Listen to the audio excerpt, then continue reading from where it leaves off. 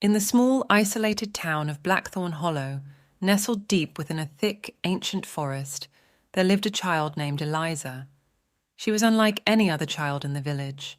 Her eyes, as black as the night, held secrets that sent shivers down the spines of those who dared to meet her gaze.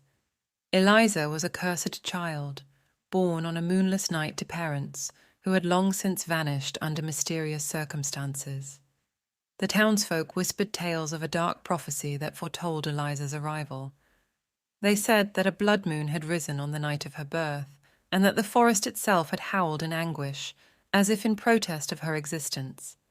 But her grandmother, an enigmatic woman known as Agnes, had taken her in, believing that love could protect Eliza from the ominous fate that seemed to hang over her. Eliza's curse manifested in eerie ways. Whenever she ventured into the forest, the trees seemed to lean in closer, their twisted branches forming grotesque shapes that whispered chilling words only she could hear. The animals of the woods, once her friends, now avoided her, their eyes filled with fear and mistrust. As the years passed, the curse grew stronger.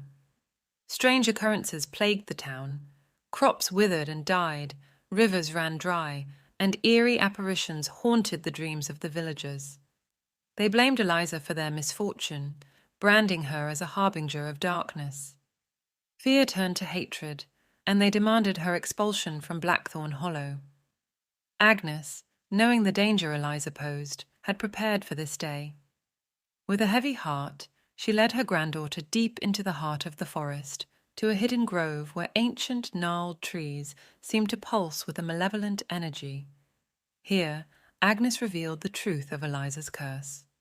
"Child," Agnes whispered, her voice trembling with age and sorrow, "you are the keeper of a curse that has haunted our family for generations.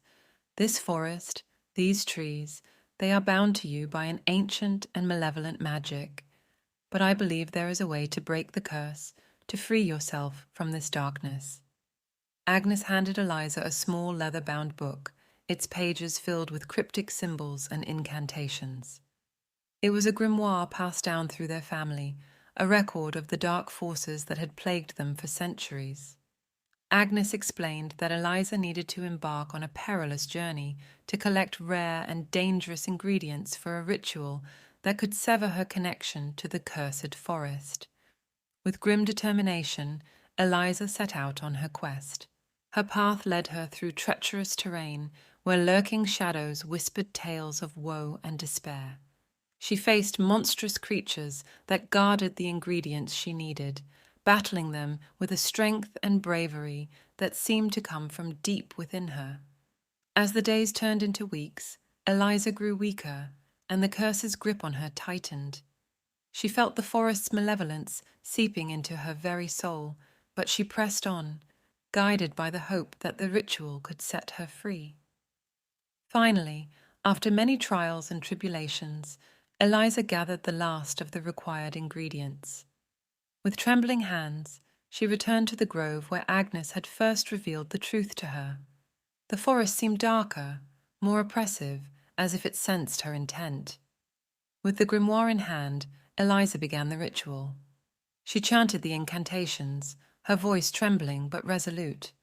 The forest responded with a cacophony of eerie sounds, as if the very earth itself protested against the breaking of the curse. Shadows danced around her, twisting and contorting into nightmarish forms. In the final moments of the ritual, when the tension in the air was unbearable, a blinding light erupted from the grimoire. It consumed Eliza, and for a moment the world stood still. Then, with a deafening roar, the curse was shattered. The ancient trees withered and crumbled to dust, and the malevolent energy that had bound the forest for centuries dissipated into the air. When the light cleared, Eliza stood alone in the grove, her eyes no longer black but a brilliant shade of green. The forest, once dark and foreboding, had transformed into a place of peace and beauty. Birds sang, and sunlight filtered through the canopy, casting dappled shadows on the ground. Agnes, who had been watching from the shadows, emerged with tears of joy in her eyes.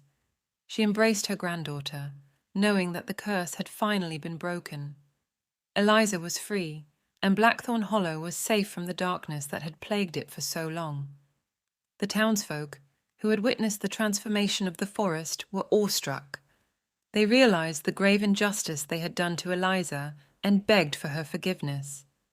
Eliza, now free of the curse's burden, forgave them, understanding that fear had clouded their judgment.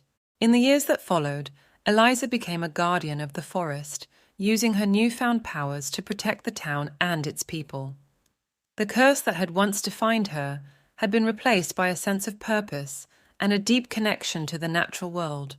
And so, the cursed child of Blackthorn Hollow became a symbol of hope and redemption, a testament to the power of love and the strength of the human spirit to overcome even the darkest of curses.